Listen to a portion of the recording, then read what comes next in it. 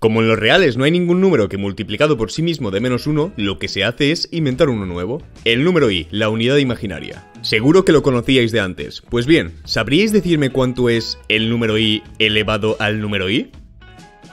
¿Y si os digo que esta expresión está relacionada con el número de Euler y el número pi? Y no solo eso, sino que además puede ser igual a un número real, lo cual es bastante sorprendente. Es decir, el número i, que es el número complejo por excelencia, elevado a sí mismo, parecería que sale algo complejo, pero no. Y es que en realidad no es solo eso. Como dice Noether, veremos que i elevado a i admite infinitos valores. Así que, ¿qué es lo que está pasando aquí?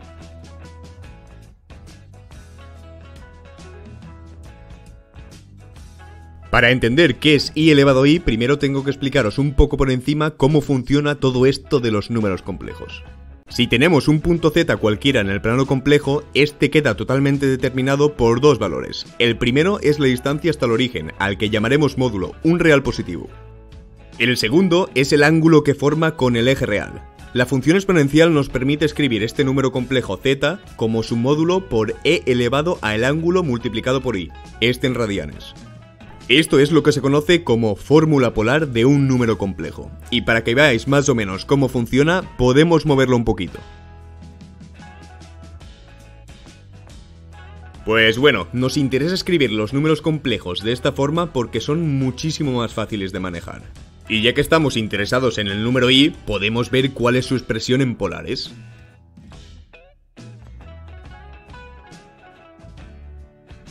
Este es e elevado a pi partido 2 por i. Pues claro, porque i tiene módulo 1 y ángulo pi medios con el eje real. Pero bueno, ¿cómo utilizamos todo esto? Pues si tenemos i elevado a i, el i de abajo lo podemos escribir con la expresión que hemos obtenido, por lo que ahora es mucho más fácil de operar. Pasando el elevado a i de fuera dentro multiplicando y sabiendo que i al cuadrado es -1, entonces ya obtenemos la expresión que os había comentado al principio del vídeo. Así que ya está, i elevado a i es igual a e elevado a menos pi partido 2. Y nada más, espero que os haya gustado el vídeo y nos vemos en el siguiente. A ver, un momento. Si acabamos de decir que cualquier número complejo se puede escribir como su módulo r por e elevado a su ángulo z multiplicado por el número i, ¿qué pasa si cambiamos este ángulo? Me refiero, ¿qué pasa si damos una vuelta entera? Pues resulta que nos quedamos en el mismo sitio, el número i, pero ahora el ángulo es diferente. ¿Cómo puede ser esto? Lo que ocurre es que la función exponencial es periódica en el plano complejo con periodo 2pi por i. Es decir, como veis, si damos una vuelta extra, que es 2pi radianes, nos quedamos en el mismo sitio. Y esto es un pequeño problema, porque significa que los números complejos no se pueden expresar de forma única en coordenadas polares. Y es por eso que el número i también se puede expresar de otra forma, como e elevado a i por 5pi partido 2. Y entonces podemos hacer exactamente lo mismo que antes, sustituir en i elevado a i y operando un poco, ¡voilá!, obtenemos un valor diferente, e elevado a menos 5pi partido 2. Qué raro, ¿no? ¿Para una misma expresión obtenemos dos valores diferentes? Y es que no es solo eso, hemos dado una sola vuelta, pero podríamos dar todas las que quisiéramos. Esto quiere decir que el número i podría tener cualquier ángulo z de este estilo, donde k puede ser cualquier número entero. Es decir, tiene infinitos ángulos posibles, y esto implica que también puede representarse de infinitas formas. Así que bueno, si sustituimos otra vez en la expresión de i elevado a i y pasamos el i de fuera multiplicando como antes, vemos que esta expresión también puede tener infinitos valores diferentes. En conclusión, i elevado a i no es un único valor, es una familia infinita de valores. Cualquiera de ellos es una posible respuesta a qué es i elevado a i.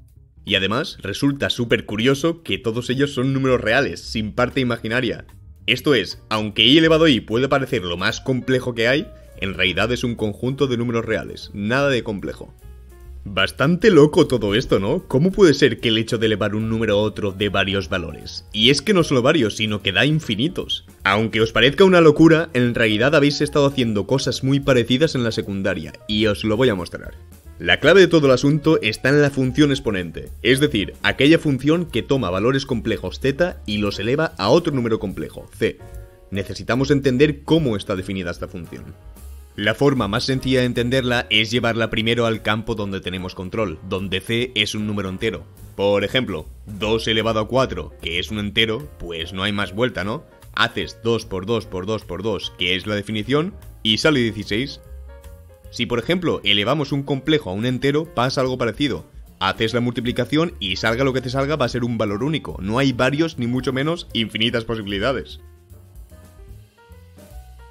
Hasta aquí todo bien, pero ¿y si por ejemplo consideramos c igual a un medio? Sin ir más lejos, 2 elevado a un medio.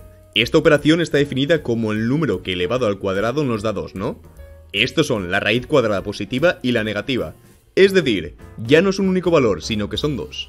Y lo que pretendo con esto es que entendáis que elevar algo a otro algo puede darnos varios valores, aunque no estemos tratando con números complejos todavía. Esto es lo que se conoce como función multivaluada, y es algo que habéis hecho en toda la secundaria, el famoso más menos raíz cuadrada.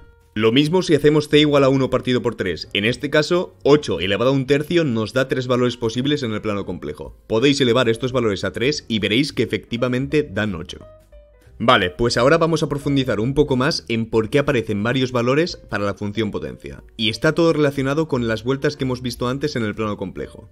Sabemos que un número complejo se puede escribir en forma polar con esta expresión. Vamos a fijar ahora el θ en el intervalo 0,2pi para que esta representación sí que sea única respecto a θ. Lo que pasa es que como e elevado a 2pi por i por k es igual a 1 porque no es más que darle k vueltas, entonces cualquier número complejo tiene infinitas representaciones de esta forma. Para cada k que es un entero tenemos una forma distinta de expresarlo, aunque en realidad son el mismo número. Pues bien, esto nos va a ayudar a ver por qué, por ejemplo, elevar a un medio provoca que haya dos posibles valores. Si entramos el un medio multiplicando a todos los exponentes de dentro del paréntesis, nos queda esta expresión de aquí. Y aquí está el porqué. Lo de la izquierda podemos decir que tiene un valor único, pero lo de la derecha no, depende de k, así que vamos a ver qué es. Al principio, como k puede tener infinitos valores, parece que e elevado a pi por i por k también va a tener infinitos, pero en realidad lo que está pasando es que cada vez se está dando media vuelta, pi radianes, entonces solo habrá dos, como vamos a ver. En el plano complejo, para k igual a 0 es elevado a 0, que es 1. Para k igual a 1 se agregan pi radianes, es decir, media vuelta, por lo que es menos 1. Y ahora igual, media vuelta más vuelves al 1, media vuelta más vuelves al menos 1. Y bueno, ya habréis pillado la idea, estos valores se alternan indefinidamente.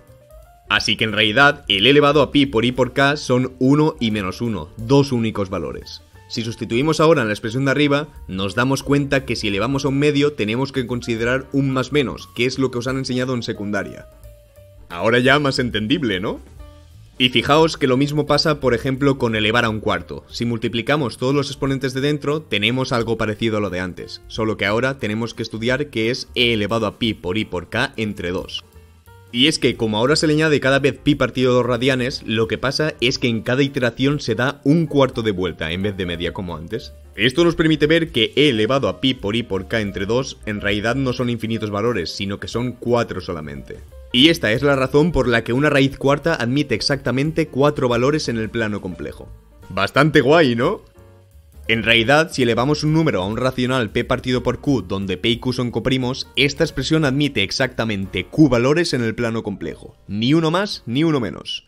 Y además, una cosa que me parece súper curiosa es que si en vez de elevarlo a un racional lo elevas a un irracional s, entonces admite infinitos valores posibles. ¿Y cómo es esto posible? Para ilustraroslo un poco, vamos a tomar, por ejemplo, s igual a 1 partido por pi, que es irracional. De la misma forma que antes, tendremos que ver qué pasa con e elevado a 2 por i por k. Si lo dibujamos en el plano complejo, podemos medio intuir que no puede haber un periodo. Es decir, de todas las infinitas líneas, ninguna se solapará con una anterior. Esto es súper fácil de ver por reducción al absurdo. Vamos a suponer que alguna vuelve al inicio, que alguna vuelve a pasar por el 1. Entonces, para algún k, nuestro ángulo tiene que ser igual a 2 por i por pi por n, donde n es un entero cualquiera. Ahora bien, podemos despejar pi aquí y obtenemos que debería ser un número racional. Por tanto, hemos llegado a una contradicción, lo que implica que todas estas líneas, las infinitas líneas, nunca se van a solapar entre ellas. Es decir, hay infinitas posibilidades diferentes si elevamos a 1 partido por pi. Y de la misma forma ocurre para cualquier s irracional. Así que ya veis, sin siquiera considerar números complejos como exponentes, ya nos salen infinitas posibilidades. Y es que en general, un número complejo elevado a otro puede tener infinitos valores, como hemos visto al principio del vídeo con i elevado a i. Y bueno, por último quería comentar que podría haber atacado todo este tema con la definición formal de potencia compleja, pero tendría que haber trabajado con el logaritmo complejo, que aunque sí que es verdad que sería más fácil de entender para alguien metido en el tema, no sería tan intuitivo a mi parecer. Y hasta aquí llega el vídeo de hoy. Si os ha gustado, como siempre, podéis dejar un like y así traeré más contenido de este estilo. ¡Hasta la próxima!